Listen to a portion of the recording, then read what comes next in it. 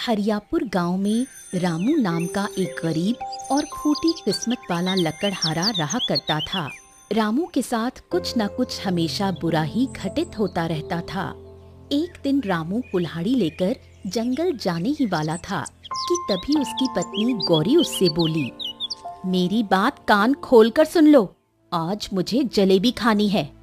अरे बकवास बंद कर गौरी, तुझे अच्छी तरह से पता है कि मैं बड़ी मुश्किल से ही 2 वक्त की रोटी जुटा पाता हूँ और तुझे जलेबी खाना है? गजब करती है। मुझे कोई मतलब नहीं। दूसरे लकड़हारों की पत्नियों को रोज शाम के वक्त अच्छे अच्छे पकवान खाते हुए देखती हूँ। मैं तो तुमसे केवल जलेबी मांग रही हूँ। रामू ने अपनी पत्नी गौरी की बात का कोई जवाब नहीं दिया और कुल्हाड़ी लेकर जंगल की ओर निकल गया। सुबह से शाम तक रामू ने घने जंगल में मेहनत से लकड़ियां काटी। लकड़ियों का गट्ठर अपने सिर पर रखकर वो बोला, अरे आज किसी भी कीमत पर मुझे इन लकड़ियों को अच्छे दामों में बेचना ही होगा और अपनी पत्नी के लिए जलेबी ले जाना होगा, नहीं तो आज वो मेरी जान ले लेगी। गजब ताने मारती है भाई। चलो।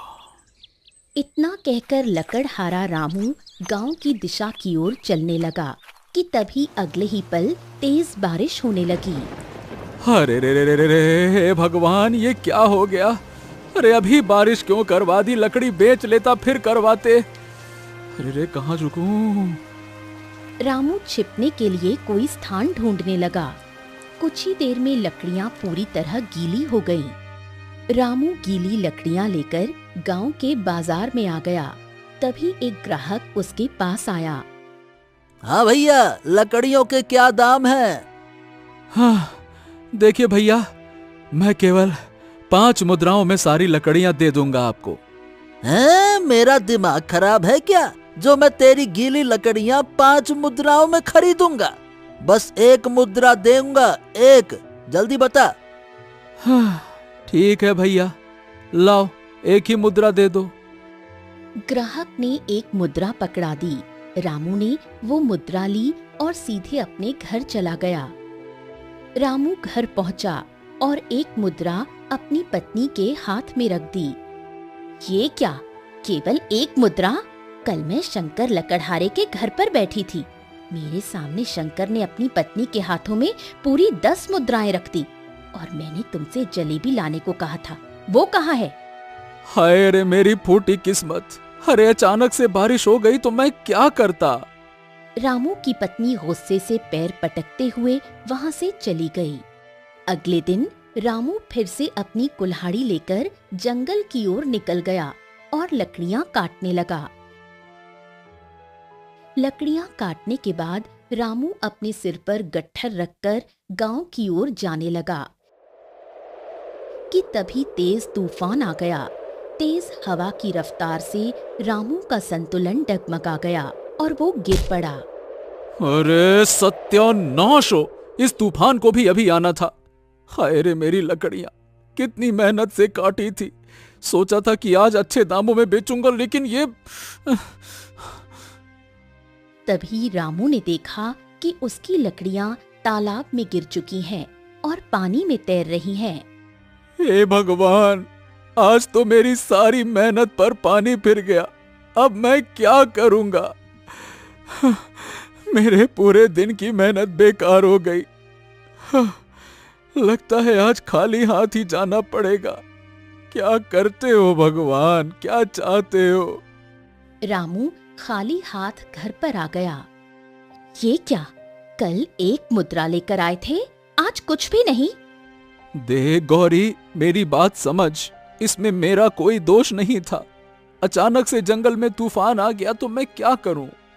गलती तुम्हारी नहीं, गलती मेरी है और मेरे जीवन की सबसे बड़ी गलती थी तुमसे विवाह करना। इतना कहकर गौरी गुस्से से पैर पटकते हुए वहां से चली गई। रामू की आंखों में आंसू आ गए। वो अपने घर के बाहर चारपाई पर बैठ गया और आकाश की ओर देखकर बोला, हे भगवान, आखिरकार मेरे दिन कब बदलेंगे? क्या मैं सारा जीवन ऐसे ही रहूंगा? अगर ऐसा ही हाल रहा तो वो दिन दूर नहीं जब मेरी पत्नी भी मुझको छोड़कर भाग जाएगी। इतना कहकर रामू आकाश को निहारते हुए नींद में समा गया। अगले दिन रामू फिर से जंगल की ओर चला गया। सुबह से लेकर शाम तक उसने बड़ी मेहनत से लकड़ियां काटी और लकड़ियों का गट्ठर बनाकर गांव की ओर जाने ही वाला था कि तभी वहां पर एक जंगली भेड़िया आ गया। वो भेड़िया रामू को घूरने लगा और अचानक उस पर हमला कर दिया। रामू घबरा कर भागा। लकड़ियों का गट्ठर नीचे गिर गया और उसकी कुल्हाड़ी भी झाड़ियों में जा गिरी। रामू दौड़कर एक घने वृक्ष के पीछे छिप गया। कुछ देर बाद भेड़िया वहां से चला गया। हाँ, हे भगवान, अब आखिरकार ये क्या हो रहा है? परसों बारिश, कल तूफान और आज ये जंगली भेड़िया। क्या अब मैं कभी भी लकड़ियां गांव में नहीं बेच पाऊंगा? क्या कहूं मैं? इतना कहकर रामू ने उन लकड़ियों को देखा जो कच्ची मिट्टी पर गिरकर खराब हो चुकी थीं और उन पर कीचड़ लग गई थी। उसे अपनी कुल्हाड़ी भी कहीं नहीं मिली। रामू बेचारा चुपचाप गांव लौटने लगा।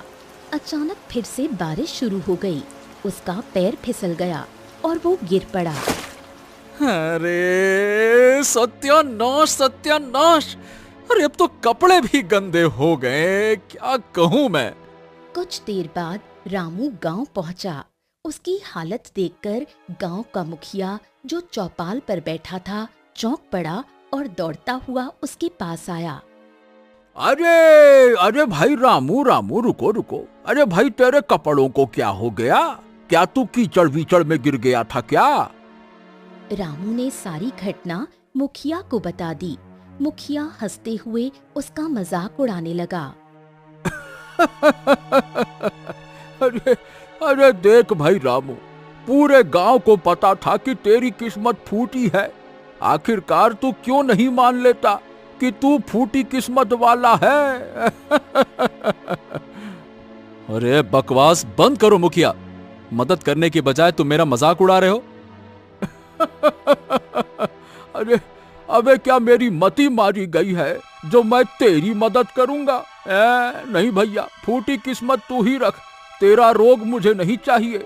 चल चल चल, देख क्या रहा है, दफा हो जा यहां से, चल जा। रामू चुपचाप अपने घर लौट आया। रामू की हालत देखकर गौरी चौंक गई। ये आपके कपड़ों को क्या हुआ और आपका चेहरा मिट्टी से क्यों सना हुआ है?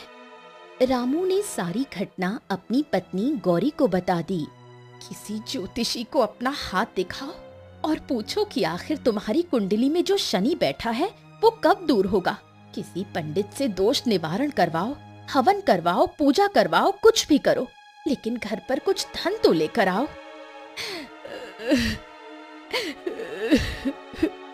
ये कहकर गौरी फूट फूट कर रोने लगी।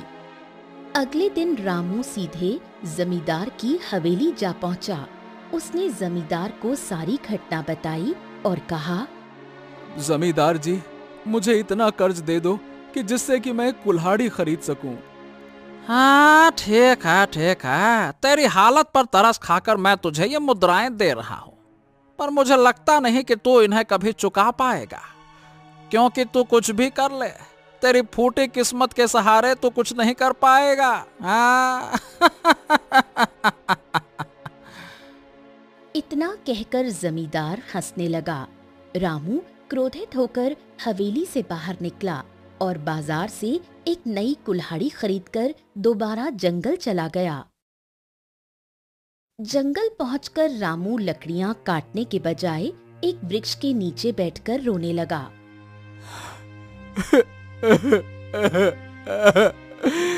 अरे अब तो सारा गांव मेरा मजाक उड़ाने लगा है। पता नहीं मेरा जीवन कब तक इसी तरह कटेगा। क्या करूं मैं, क्या करूं, क्या करूं, क्या करूं? तभी रामू की नजर सामने एक साधु पर पड़ी। अरे जब भी जंगल में आता हूं तो इन्हें तपस्या में लीन ही देखता हूं। आज क्यों न अपनी किस्मत के बारे में साधु महाराज से ही पूछूं। इतना कहकर रामू साधु के पास गया। साधु ने आंखें खोल ली और कहा, क्या हुआ पुत्र?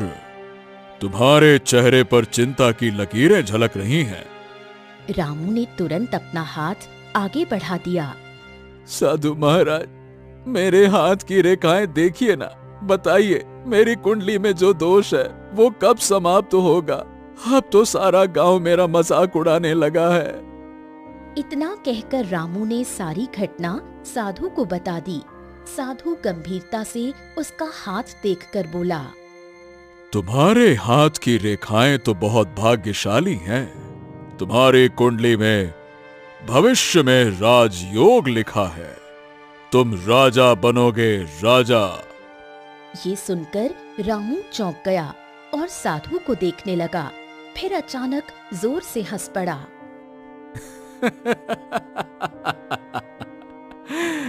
अरे साधु महाराज, गांव वाले तो मेरा मजाक उड़ाते ही हैं, पत्नी भी मेरा मजाक उड़ाती है, आप भी ना, आप भी मेरा मजाक ही उड़ाने लगे।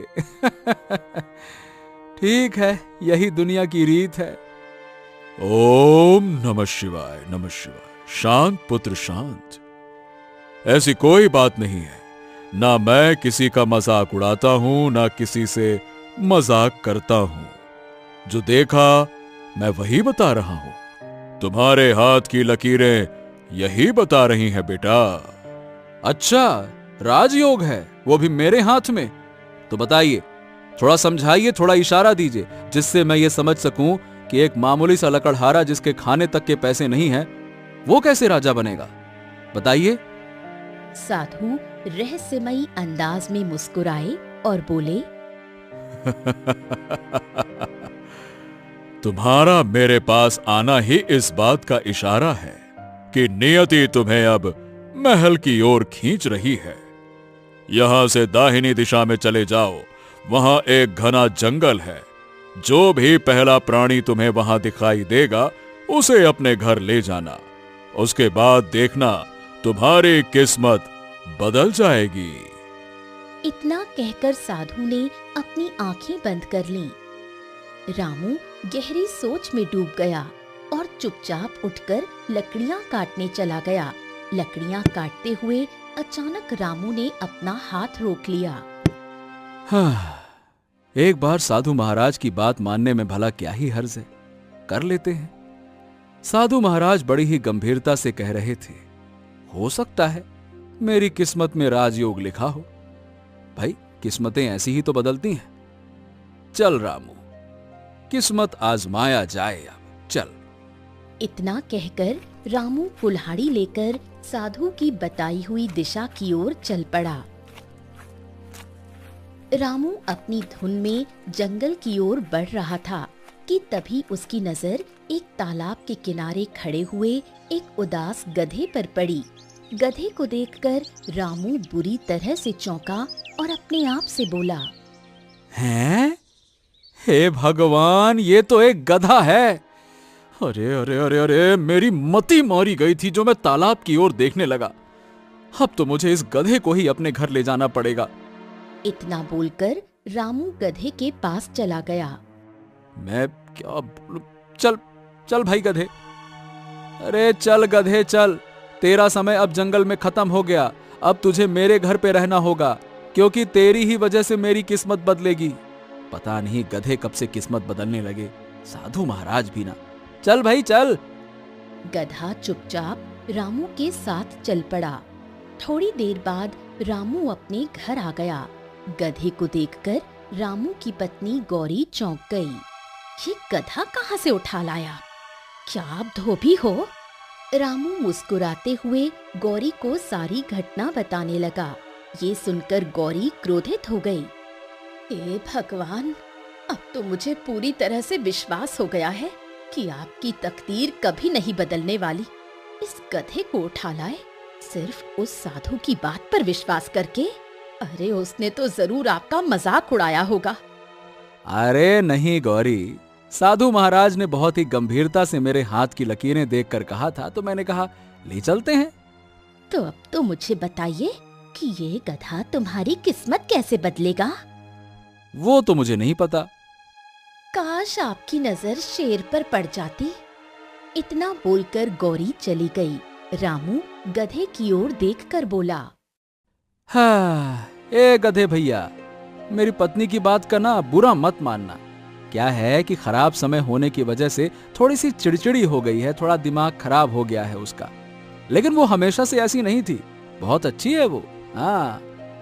रामू की बात सुनकर गधा ढेंचू ढेंचू करने लगा।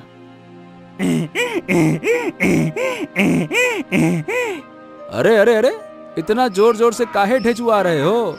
ऐसा लग रहा है जैसे मेरा एक एक शब्द समझ रहे हो। देखो भाई, घर से बाहर मत निकलना, यहीं रहना है ना। चलो सोया जाए। रामू ये कहकर सो गया। लेकिन आधी रात को अचानक गधा तेजी से भागता हुआ जमींदार के खेत में घुस गया और कुछ ही देर में उसकी सारी फसल खराब करने लगा। जमींदार का नौकर जो खेत में पहरा दे रहा था, गधे को देखकर चौंक गया और भागते हुए बोला, अरे तेरा सत्यानाश जाए गधे, तूने जमींदार की फसल की ऐसी की तैसी कर दी। अरे तेरी वजह से मुझे मार खानी पड़ेगी, क्योंकि रात की रखवाली की नौकरी तो मेरी ही थी ना। गधा कहीं का, चल भाग यहाँ से, भाग। लेकिन गधा दौड़ता हुआ चुपचाप रामू के घर की ओर भागा और उसके घर में घुस गया। अगले दिन जमींदार जब अपने खेत में आया तो उजड़ा हुआ खेत देखकर बुरी तरह से चौंक गया। गुस्से में उसने नौकर से कहा, अरे तो खेत की रखवाली तेरे जिम्मे थी ना, तो आखिरकार खेत में तेरे होते हुए जंगली जानवर कैसे घुसा, ये बता तू। मालिक, मैं तो जंगल की ओर नजर रखे हुए था, लेकिन ये जानवर जंगल से नहीं बल्कि गांव से आया था। जब मैंने उसका पीछा किया तो वो सीधा रामू के घर में घुस गया। हैं? रामू के घर में? क्या रामू ने अपने घर पर शेर, चीते, भालू पाल रखे हैं क्या? नहीं मालिक, वो एक गधा था। सुना है कि रामू एक गधा लेकर आया है। क्या? एक गधा दूसरे गधे को लेकर आया है? ये क्या बात कर रहा तू? चल मेरे साथ तू रामू के घर पे चल। जमींदार अपने नौकर के साथ गुस्से में रामू के घर आ पहुंचा। उस समय रामू कुल्हाड़ी लेकर जंगल जाने ही वाला था। अरे ओ रामू!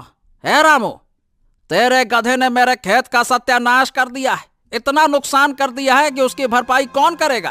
तेरा बाप करेगा, हैं? क्या? अरे ये क्या कह रहे हो जमींदार जी? सही कह रहे हैं जमींदार, मैंने अपनी आंखों से देखा था। एक गधा अचानक से खेत में घुस आया और उसने खूब तबाही मचाई। फिर जब मैंने उसका पीछा किया तो वो तेरे घर में घुसा है। हाँ। देखिए जमींदार जी, मुझे नहीं मालूम कि ये सब रात में कैसे हुआ, ये कब निकल गया, मुझे कुछ नहीं पता। अरे कुछ नहीं पता तो पता रखना चाहिए ना। आज तो मैं तुझे माफ कर रहा हूँ, लेकिन अगली बार अगर तेरा गधा मेरे खेत के आसपास भी दिखाई दिया, भूसंड बना दूंगा मार मार के उसका मैं। हाँ। ये कहकर जमींदार अपने नौकर के साथ वहां से चला गया। देखा तुमने, तुम्हारे गधे ने आते ही सत्यानाश करना शुरू कर दिया। आज जमींदार के खेत में घुसा है, कल मुखिया के खेत में घुसेगा, परसों किसी और के। पूरा गांव तुम्हें मिलकर मारेगा। मैं कहती हूँ अभी इसे जंगल में फेंकाओ, उस साधु ने तुम्हें मूर्ख बनाया है। अरे गौरी, कुछ दिन इसे घर में रहने देते हैं ना। एक काम करता हूँ, मैं जंगल में लकड़ियां काटने जा रहा हूँ, इसको भी साथ ले जाता हूँ, चलो। रामू अपने गधे को लेकर जंगल चला गया। उसने मेहनत से लकड़ियां काटी और उन्हें गधे की पीठ पर रख दिया। हाँ तो देख गधे भाई, बात यह है कि तुझे मैं साधु महाराज के कहने पर लाया था, लेकिन कल जो तूने जमींदार के खेत में हरकत की है ना भाई, आइंदा मत करना। अगर दोबारा ऐसा करेगा तो जमींदार मुझे पीट पीट कर बुरा हाल कर देगा मेरा, और तेरा क्या करेगा वो तो मुझे पता भी नहीं। समझ रहा है ना? चल अब देख क्या रहा है, चल चल चल चल। रामू कुछ दूर ही चला था कि अचानक गधे ने लकड़ियों का गट्ठर गिरा दिया। लकड़ियां सीधी तालाब में जा गिरी। अरे जी करता है कि डंडे से मार मार कर तेरा बुरा हाल कर दूं, गधे कहीं के नालायक। लेकिन क्या ही करूं, एक तो है बेजुबान प्राणी, चाह कर भी मार नहीं सकता। पूरे दिन की मेहनत पर पानी फेर दिया इस गधे ने। रामू गुस्से से गधे को लेकर वापस अपने घर आ गया। क्या हुआ, आज भी लकड़ियां लेकर नहीं आए? रामू ने सारी घटना गौरी को बता दी। तुमसे तो बात करना ही बेकार है। गलती गधे की नहीं, तुम्हारी फूटी किस्मत की है। रात को जब रामू सोया, गधा चुपचाप निकल गया और सीधा फिर से जमींदार के खेत में घुस गया। उसने फसल को तहस नहस कर दिया। इत्तेफाक से नौकर ने उसे देख लिया और डंडा लेकर गधे के पीछे दौड़ पड़ा। गधा फिर से भागकर रामू के घर में घुस गया। अगले दिन जमींदार गुस्से में अपने नौकर के साथ रामू के घर आ पहुंचा। उस समय रामू जंगल जाने की तैयारी कर रहा था। अरे ओ रामू, अरे तेरे गधे ने कल फिर से मेरी सारी की सारी फसल खराब कर दी। मैंने तुझे कहा था ना। जमींदार जी, देखिए मुझे क्षमा कर दीजिए, गलती हो गई। क्षमा करने से काम नहीं चलेगा। तेरे गधे ने जितना नुकसान किया है उसकी भरपाई तू करेगा। आज रात से तू मेरे खेत में काम करेगा और मैं तुझे एक फूटी कौड़ी भी नहीं दूंगा। हाँ। अरे आप ये कैसी बात कर रहे हैं जमींदार जी? अगर मैं आपके खेत में काम करूंगा और आप मुझे कुछ नहीं देंगे तो मेरा घर कैसे चलेगा? वो सब मुझे नहीं पता। आज रात खामोशी से मेरे खेत में आ जाना, वरना तेरा क्या हाल कर सकता हूं यह बताने की जरूरत नहीं है। समझ गया ना? आ ही जाना। चल रे। ये कहकर जमींदार अपने नौकर के साथ चला गया। जमींदार के जाते ही रामू ने गुस्से में एक डंडा उठाया और गधे को मारने ही वाला था कि अचानक उसके हाथ रुक गए। आखिर क्यों? जमींदार की फसल मैंने जानबूझकर खराब की है रामू। इसके पीछे मेरी एक योजना है। गधे के मुंह से इंसानी आवाज सुनकर रामू चौंक गया। वो डरते हुए घर के अंदर भागा और सारी घटना अपनी पत्नी को बताई। क्या वास्तव में इसने इंसानी आवाज में बात की? हाँ गौरी, वास्तव में। गौरी रामू के साथ गधे के पास आ पहुंची। तुम्हारे पति से ही कह रहा हूँ। हे भगवान, ये क्या देख रही हूँ मैं? रामू, जाकर इस गधे को जंगल में छोड़ाओ। पता नहीं ये कौन है। ये गधा नहीं, जरूर कोई राक्षस या पिशाच है। नहीं, मैं ना कोई राक्षस हूँ और ना ही पिशाच। तो फिर तुम हो कौन? अगर मैं तुम्हें खुद बताऊंगा तो तुम यकीन नहीं करोगे। इसीलिए चाहता हूँ कि तुम आज रात मेरे साथ जमींदार के खेत चलो और मेरी मदद करो। नहीं, मैं जमींदार के खेत में नहीं जाऊंगा। ओहो, तुम्हें वैसे भी वहां जाना ही पड़ेगा। जमींदार तुम्हें धमकी देकर गया है। गौरी ने गधे की आंखों में गहरी उदासी देखी और उसके मन में अचानक करुणा जागी। न जाने क्यों मुझे लगता है हमें गधे की बात माननी चाहिए। हैं? हाँ, पहली बार तुमने कुछ कहा है गौरी। तुम्हारी बात मैं जरूर मानूंगा। ठीक है, मैं चलूंगा। लेकिन हाँ, तुम्हें वहां कोई हरकत नहीं करनी है, समझ गए? समझ गया। चिंता मत करो, बस वही करना जो मैं कहूंगा। चलो। आधी रात को रामू गधे को लेकर चुपके से जमींदार के खेत पहुंचा। खेत की रखवाली कर रहा नौकर उसे देखकर चौंक गया। अरे, तू ये गधा यहाँ लेकर क्यों आ गया? हाँ, ये गधा अब कुछ नहीं करेगा। मैं साथ में हूँ ना। अगर इसने जरा सी भी हरकत की तो मैं इसका ऐसा बुरा हाल करूंगा कि खेत की सारी बर्बादी मैं रात भर में ठीक कर दूंगा। ठीक है? नौकर मुस्कुराया और सिर हिलाते हुए वहां से चला गया। हाँ, अब बताओ क्या करना है? जमींदार की हवेली जाओ और वहां चुपके से नजर रखो। तुम्हें शायद कोई अजनबी दिखाई देगा। उसकी और जमींदार की बातें ध्यान से सुनना। रामू दबे पांव हवेली पहुंचा और छुपकर देखने लगा। तभी एक नकाबपोश घुड़सवार हवेली में दाखिल हुआ। रामू चौंक गया और अंदर घुसकर सुनने लगा। आओ आओ आओ मंत्री जी, आओ आओ आओ, तुम्हारा ही इंतजार था। अरे लेकिन मैं कैसे मान लूं कि मेरा काम हो गया है? देखिए मंत्री जी, मैंने एक पहुंचे हुए तांत्रिक से कहा था, उसने राजा विक्रम को अपनी तंत्र शक्ति से गायब कर दिया है। अब वो कभी महल नहीं लौटेगा। हाँ। लेकिन अगर राजा विक्रम 1 महीने में वापस आ गया तो फिर तो मेरी सारी योजना पर पानी फिर जाएगा ना। चिंता मत करो, तांत्रिक ने मुझे एक विचित्र पत्थर दिया है।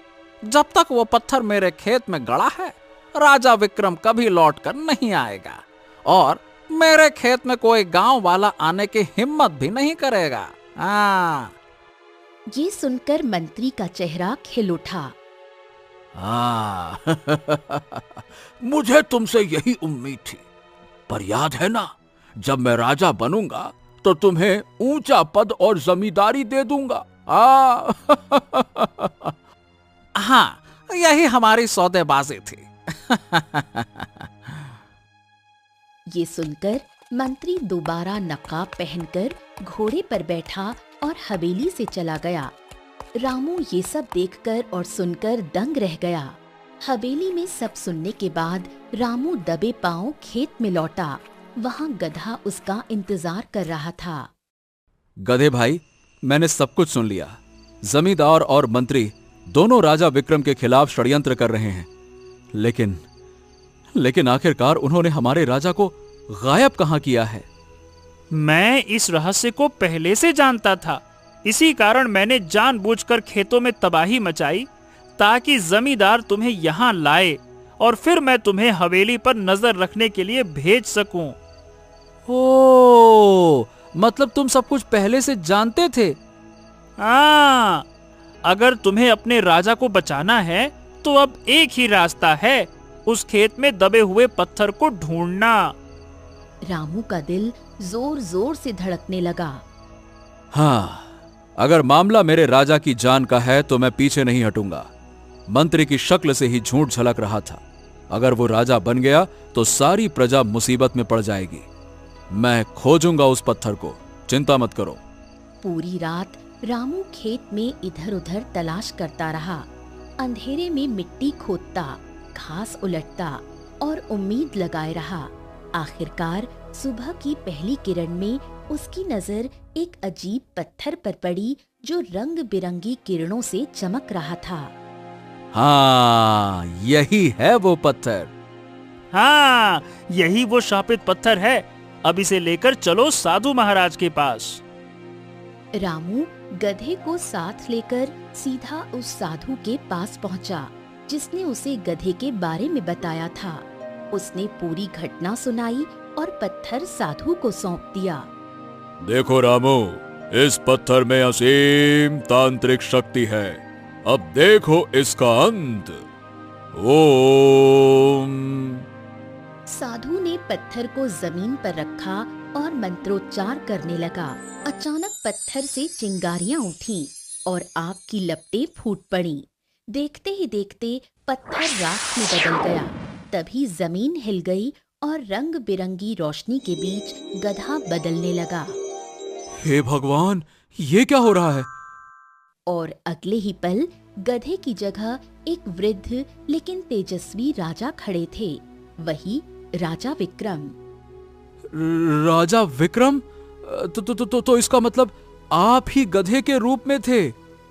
देखा रामू, मैंने तुमसे पहले ही कहा था ना कि तुम्हारी किस्मत में राजयोग लिखा है। मैं अभी तक कुछ समझा नहीं साधु महाराज। बात बहुत साधारण है रामू। राजा विक्रम की कोई संतान नहीं है और इसी बात का फायदा राजा का मंत्री उठाना चाहता था, लेकिन वो सीधे तौर पर राजा पर आक्रमण नहीं कर सकता था। इसीलिए उसने दूसरा रास्ता चुना। उसने हरियापुर गांव के जमींदार की मदद ली और उसे राजा विक्रम को रास्ते से हटाने के लिए राजी किया। जमींदार तंत्र मंत्र में ज्यादा रहता था, इसीलिए वो एक तांत्रिक से मिला। उसने तांत्रिक के सामने यह प्रस्ताव रखा कि काले जादू से राजा विक्रम को खत्म कर दो, मगर तांत्रिक ने कहा कि मैं कुछ ऐसा करूंगा जिसकी कल्पना भी किसी ने नहीं की होगी। जब भी राजा विक्रम शिकार करने जाए तो मुझे बता देना। कुछ दिन बाद जब राजा विक्रम शिकार करने गया, तभी तांत्रिक वहां पहुंचा और अपनी शक्तियों से राजा विक्रम को गधे में परिवर्तित कर दिया और उसका असली रूप एक विचित्र पत्थर में कैद कर दिया और वो पत्थर जमींदार को दे दिया और कहा उसने कि जब तक ये पत्थर तुम्हारे पास रहेगा राजा विक्रम महल नहीं पहुंच पाएगा। मगर तांत्रिक ये नहीं जानता था कि समय बदल भी सकता है। एक दिन राजा विक्रम गधे के रूप में मुझे मिला और उन्होंने अपनी सारी व्यथा सुनाई।